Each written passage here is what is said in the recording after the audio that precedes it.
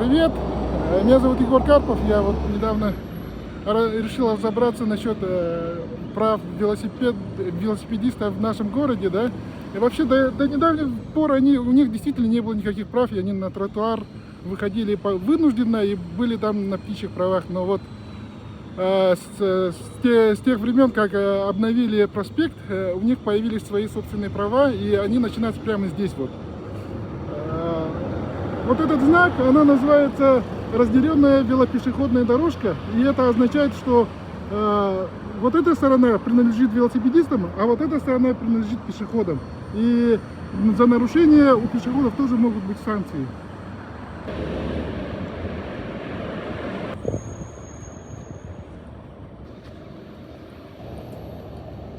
Вот я, например, сейчас стою и нарушаю административный закон.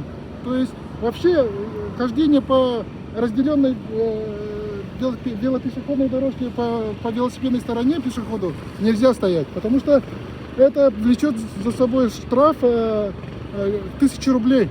Если кто-то нажалуется, то вас госавтоинспекция оштрафует на 1000 рублей. А если из-за того, что вы пошли по велосипедной дорожке, будет причинен вред велосипедисту, то у вас будет штраф уже 1500, и плюс велосипедист сможет доказать в суде о том, что ему причинен вред, и будут большие иски.